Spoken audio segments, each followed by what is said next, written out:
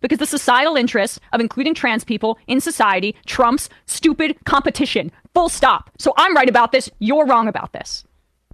Anyway, Dr. Shock, I agree. Let's get rid of weight classes in all combat sports. Perhaps have grown man compete in Little League. Sometimes life's not fair.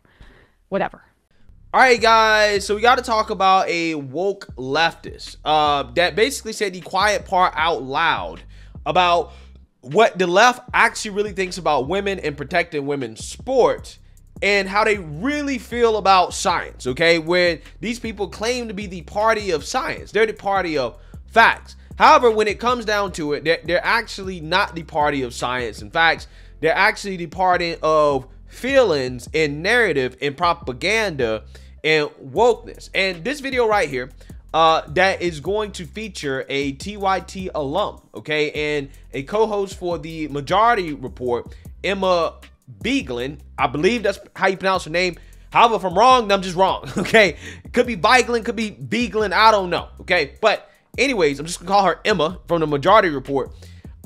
She is going to go off on one of her audience members because they dared approach her with facts about how it is unfair for biological boys to compete against biological girls in sports. And at that point, she proceeds to say the quiet part out loud about what the left actually really thinks when it comes to saving women's sports. In her rant, okay, her unhinged rant against this audience member. Take a look. Slam Cedar, Emma, there's tons of evidence regarding testosterone levels in height, strength, and speed between people with XX chromosomes and XY chromosomes. Matt's citation off cases about the Olympics is pertinent, but an argument for better planning and more transparent discussions. Your argument is really bad on this, and you're out of your depth. You're correct that trans women should be able to compete in women's sports, but your argument for it is just scientifically and factually incorrect. I'm actually not bad about this. I'm 100% right on this. I don't give a shit about the scientific explanations. People, if they identify as a woman, get to compete in sports. If that's not fair in the short term for a variety of little competitions, I don't give a shit. I don't give a shit because the societal interest of including trans people in society trumps stupid competition. Full stop. So I'm right about this. You're wrong about this. Anyway. Dr. Shock, I agree. Let's get rid of weight classes in all combat sports. Perhaps have grown man compete in Little League. Sometimes life's not fair. Whatever. Or I mean, honestly, like women's sports, it's barely an institution. It's only been around for a few decades. Like if our sources of our outlets for entertainment, for competition, for like, I don't know, however to define them. But if they're not able to accommodate trans people, then they're not worthy of existing. Like, it's just like we're talking about movie theaters. What are we talking about here? I mean, I love sports as much as anyone, but if they cannot accommodate, including trans people, I don't give a shit about them being robust. It's just, you know, be inclusive or don't be. That's it. Or don't exist. You're a bad mom if you can't explain that there are people along a gender spectrum and it's not this binary. Like, I mean, I hear this all the time. My daughter plays sports. What am I going to tell to her? You know, it's not fair to her to compete with this kind of person. Honestly, you know, I have a sports podcast. I love sports as much as anyone.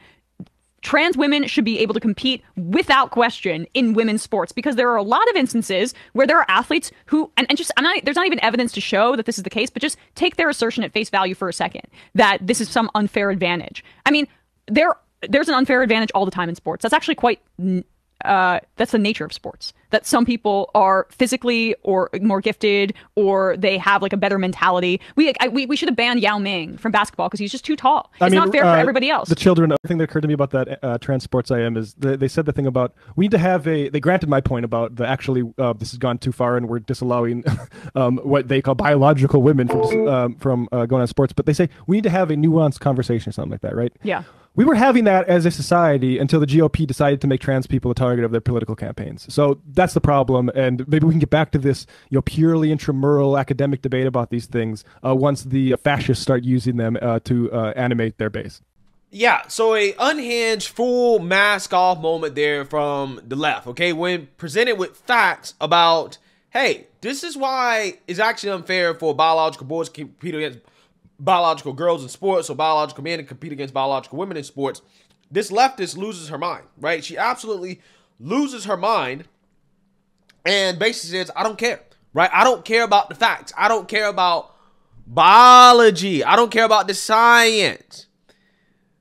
Again, I'm glad she said this because the left has never cared about science, right? They don't care about the science when it comes to vaccines. They didn't care about the science when it came to COVID. What they cared about is their ideology, right? What they cared about is their agenda, right? Which at the time you could argue was fascist, right? While they're trying to accuse other people of fascism, by the way.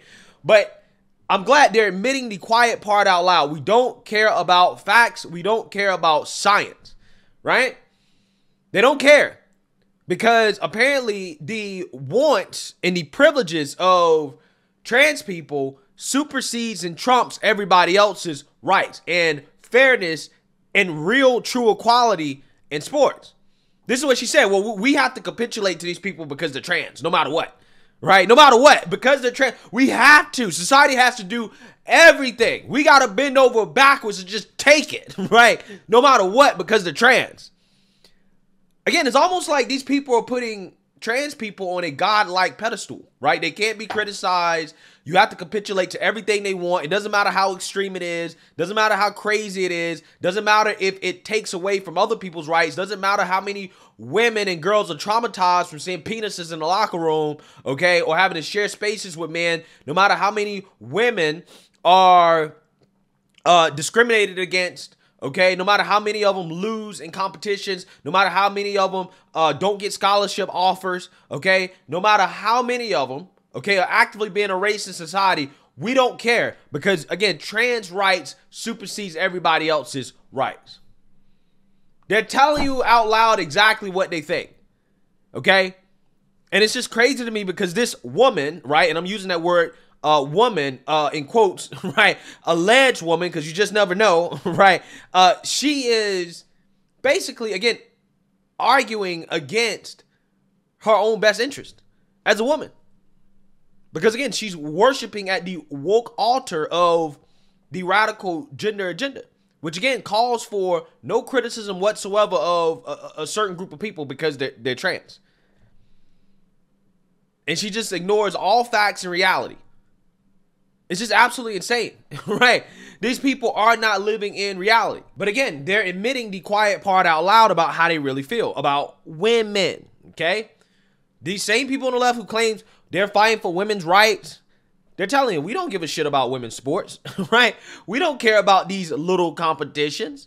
Now, to keep it 100 with you, to keep it honest with you, I'm not the biggest fan of women's sports, but I care enough about women's sports. I care enough, okay, to not want to see them be traumatized because men are in their locker room, because penises are in their locker room.